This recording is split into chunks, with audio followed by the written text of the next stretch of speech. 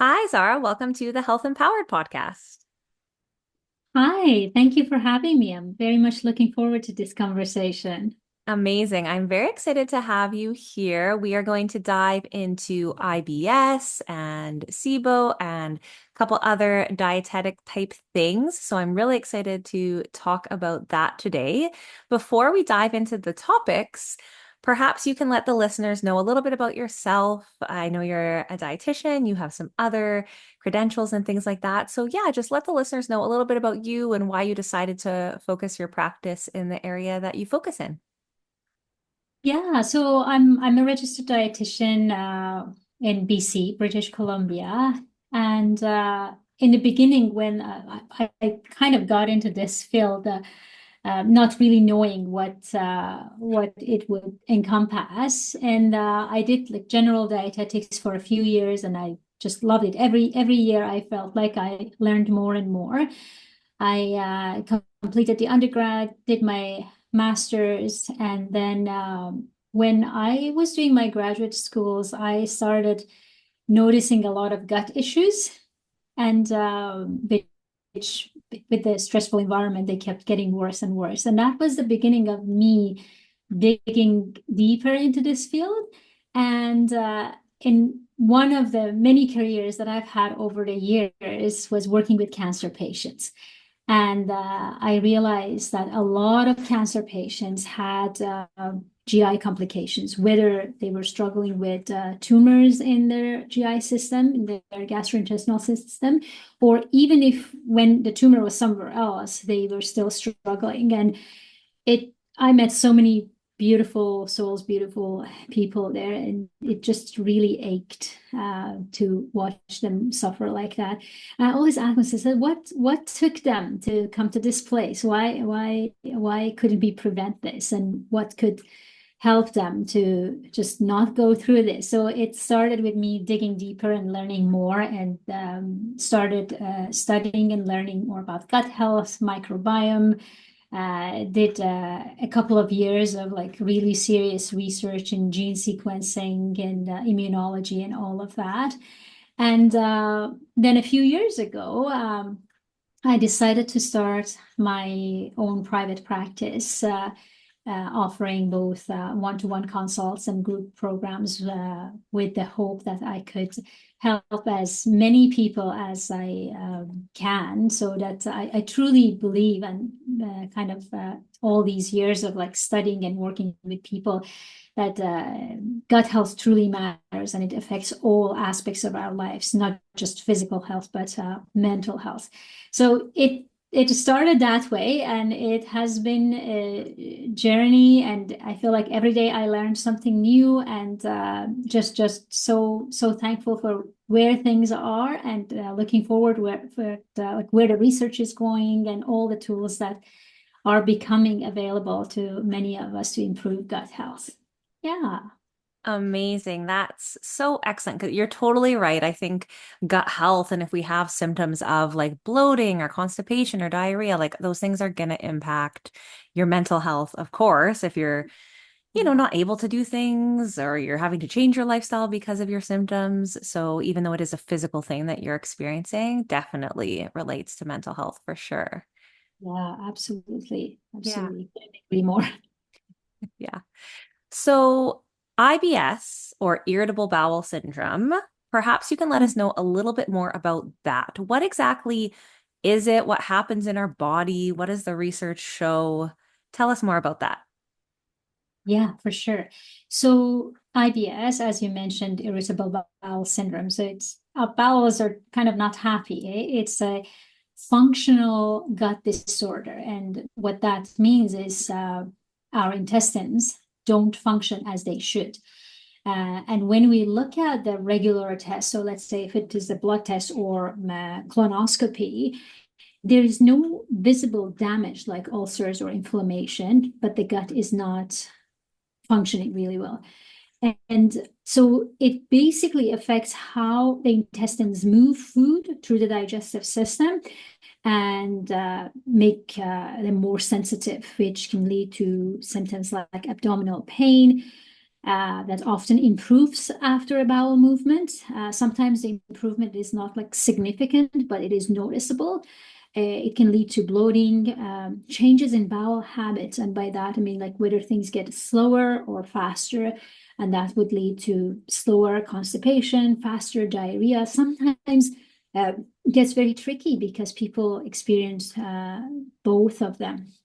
And I know, like you mentioned, the quality of life, the hard truth about it is it's a very common condition. About 10 to 15% of people worldwide are affected by it. And sometimes when I hear percentage, it doesn't really register with me like how significant that is. So, but the 10 to 15%, if let's say get an average of 11%, that translates to around 800 million people worldwide. So it's a big number. And in Canada, that prevalence, so again, if we say the average is 11% worldwide, it's actually higher. We have about 18% above the global average, and that means around 5 million Canadians are dealing with IBS. And the tricky part with that is we have a lot of people who have IBS, but they haven't been diagnosed or they're not aware of it. We just kind of stuck in this cycle, and some people sadly have accepted that as their new normal. And I understand that we don't consider IBS as a life-threatening disease, but as you mentioned, it can really impact quality of life. I think there was a report. I have to check and see where I read that report, but that report in 2016 was mentioning that about over 70% of people with IBS said that it disrupted their daily lives, with many of them missing work, missing school because of it.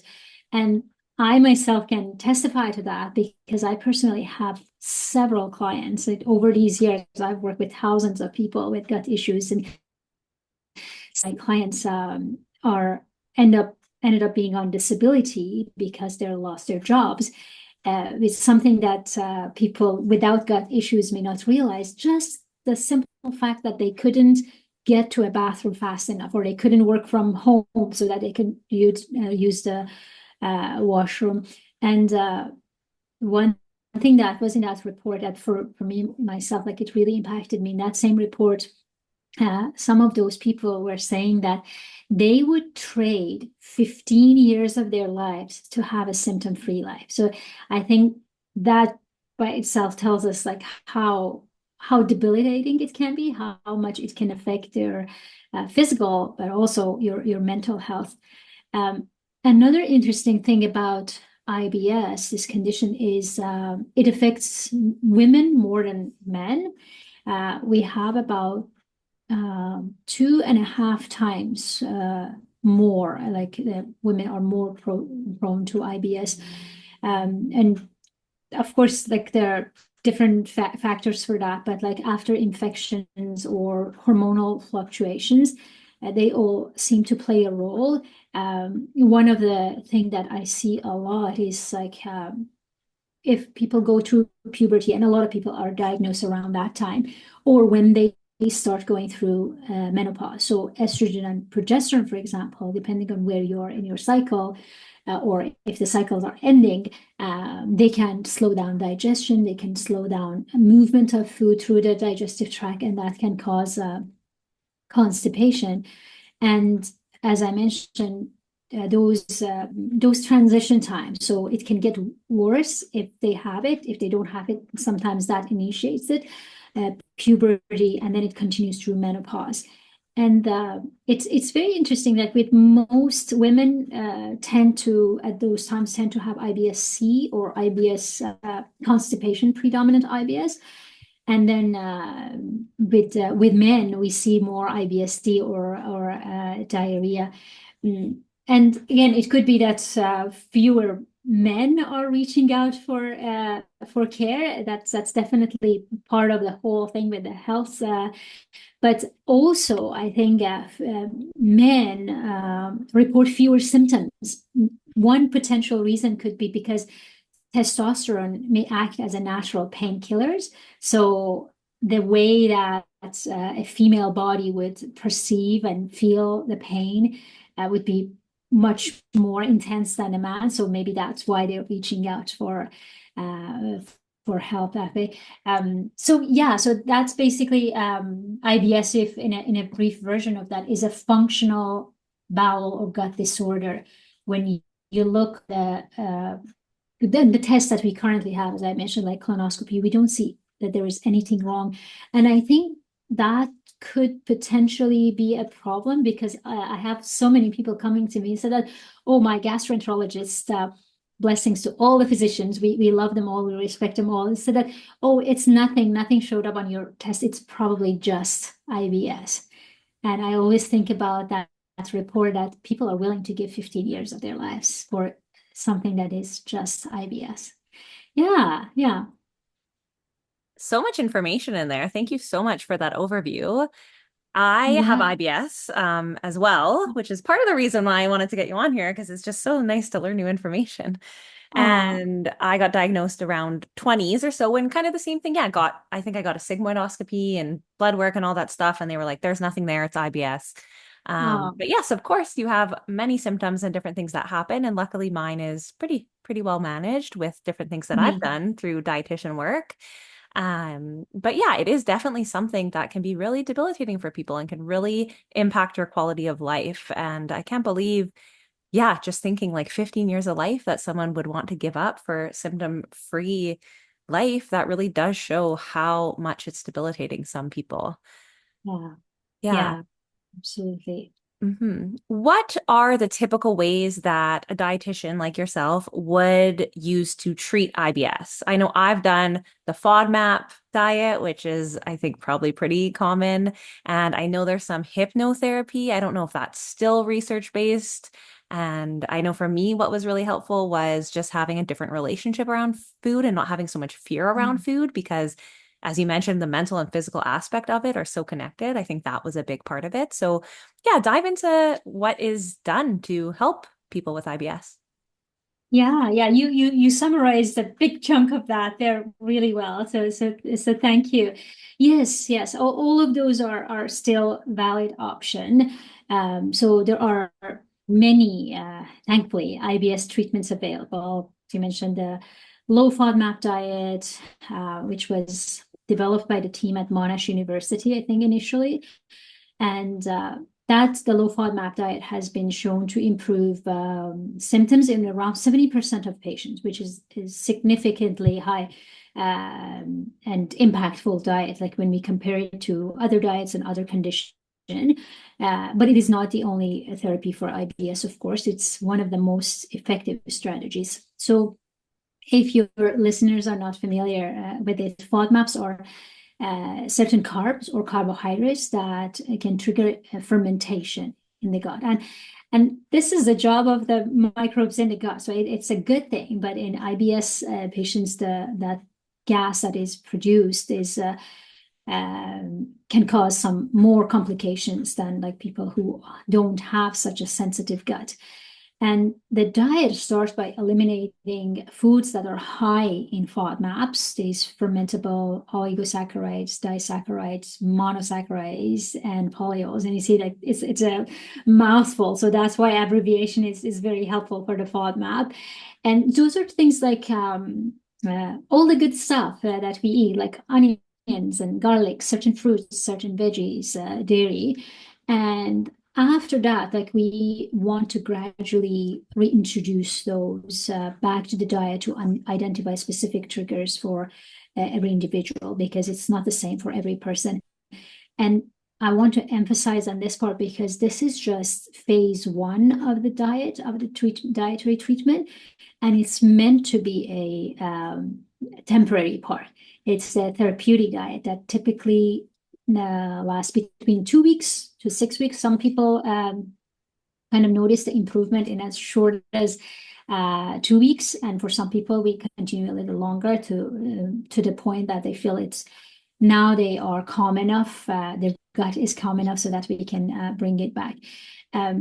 One important thing to notice is, unfortunately, many people stay on the low FODMAP diet for too long, sometimes for years, which I have seen this in my practice. They go on a low FODMAP diet, they get results, and then they get scared to bring these food back, which is a very, very valid feeling, and it's understandable. But staying on the low FODMAP diet long term can negatively impact gut health. So we always aim to transition people out of it when the right time is right for them. So dietary management is one of them. And of course, this is like one main, I would say, the central portion of the dietary management. We can do lots while people are on the low FODMAP diet. And then managing stress is huge, huge, huge. I can't emphasize on this part enough. So because the gut and brain are tightly connected. Like, we actually have studies saying that, yeah, our gut sends signals to brain sends signals to our gut, but there are even more signals from the gut going to the brain. So they talk, imagine like they're best friends. They talk on the phone all the time in this connection. And when people start with me, I really encourage them to get in touch with a therapist, a counselor, whoever they trust. And we can often use cognitive behavioral therapy, or CBT. Another helpful thing is gut-directed hypnotherapy to address the mental aspects of IBS.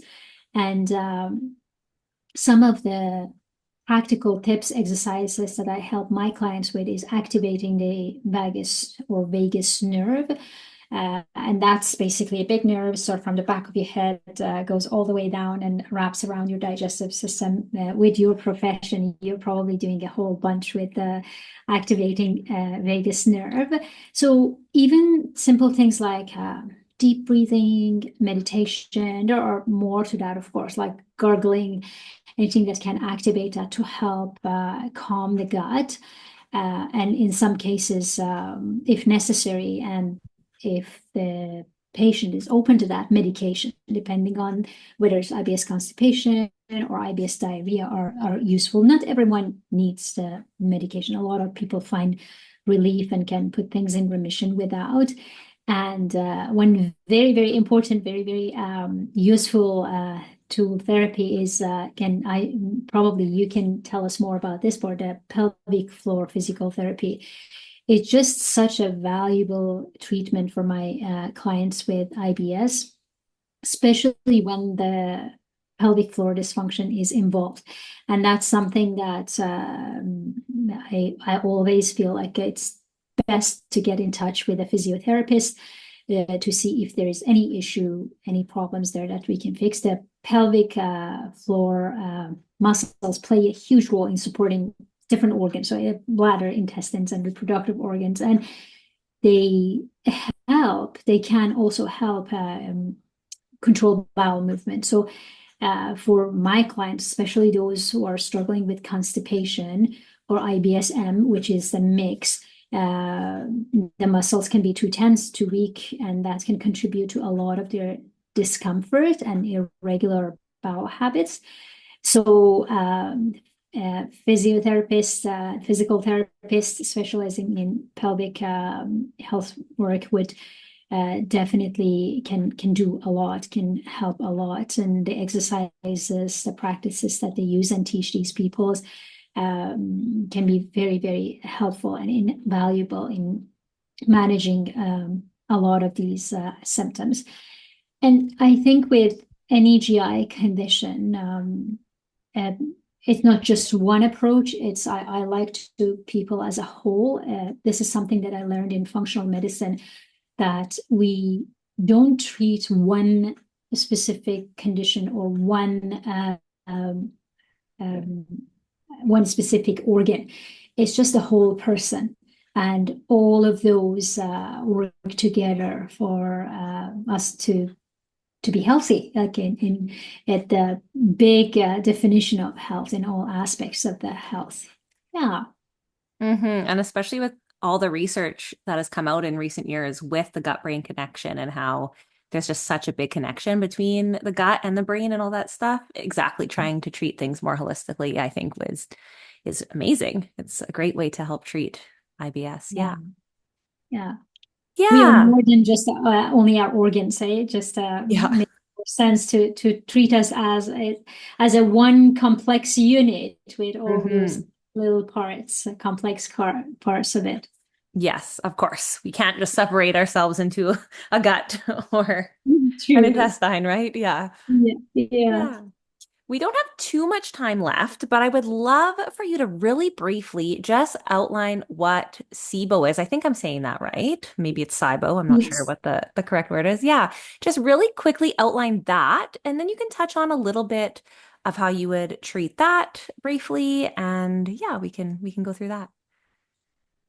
Sure, I'll try to compact it as much as I can. So SIBO, small intestinal bacterial overgrowth. It happens when bacteria we can that typically live in our large intestine or colon migrate to the small intestine when they aren't supposed to be in such high numbers. So we have bacteria in both, but the ones in the colon are different, and the population in the small intestine is much lower.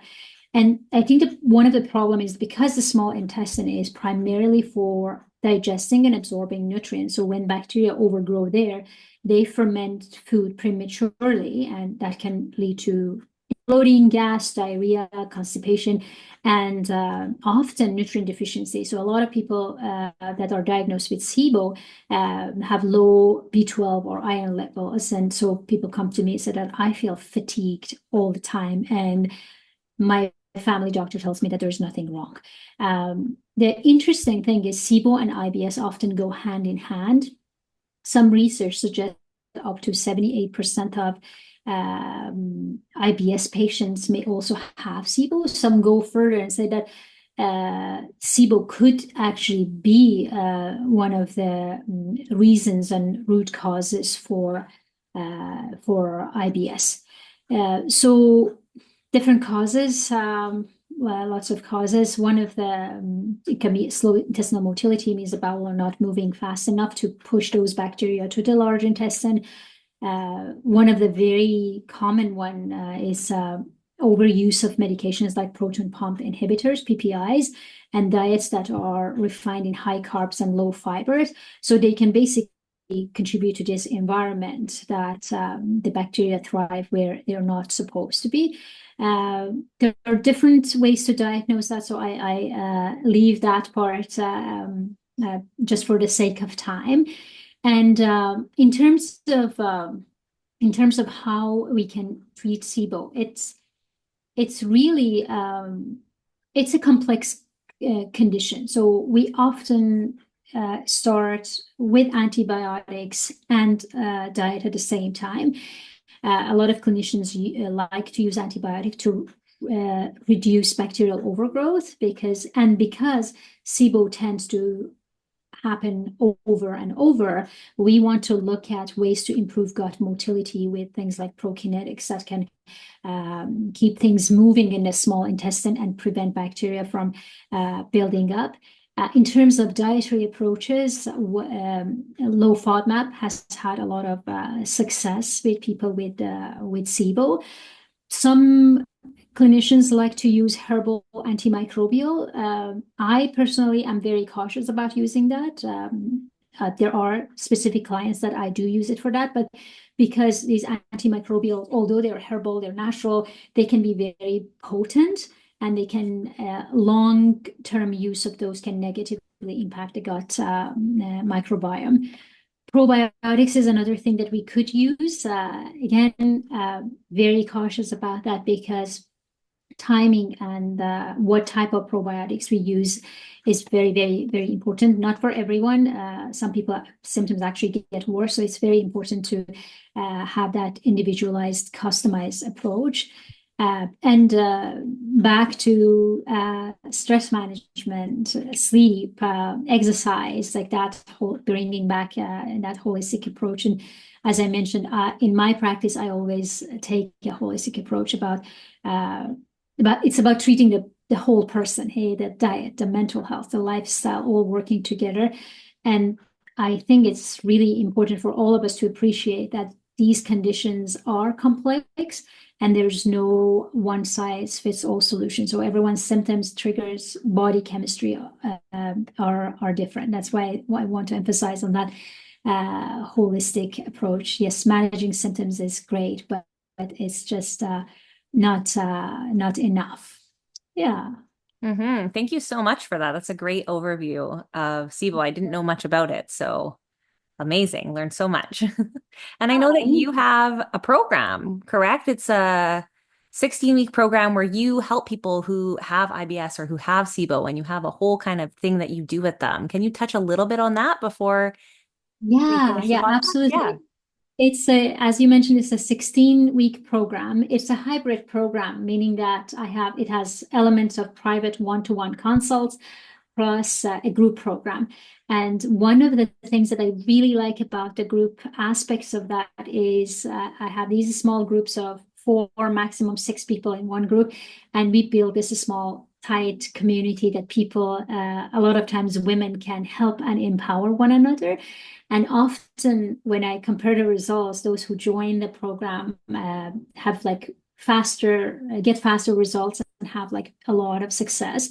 So the way it works is whoever reaches out, we connect. We have one comprehensive nutrition assessment, and we looked at all the background, medical background, social background, and we come up with a plan.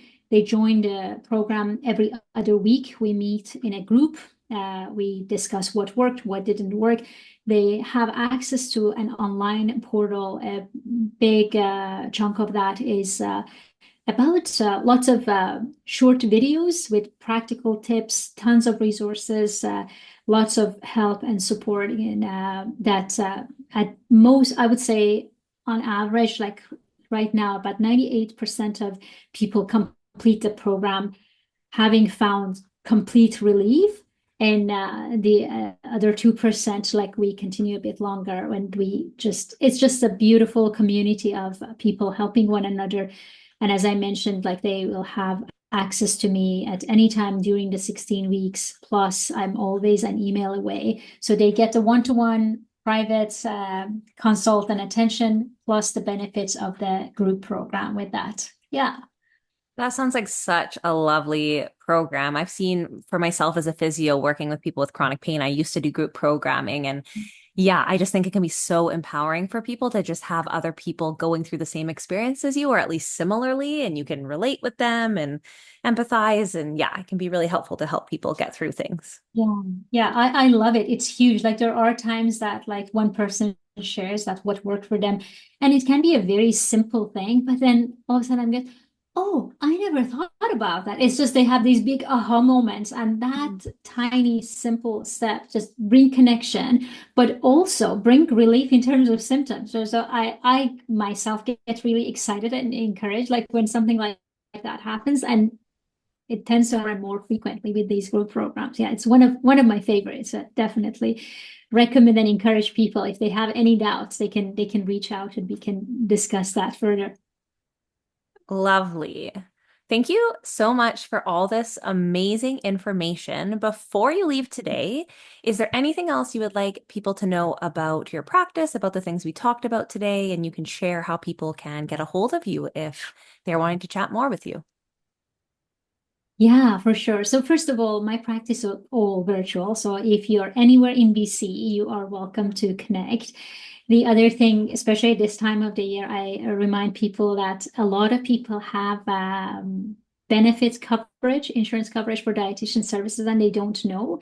So if you're one of them, reach out to your provider and take advantage of what you have before the year ends because these benefits renew every year.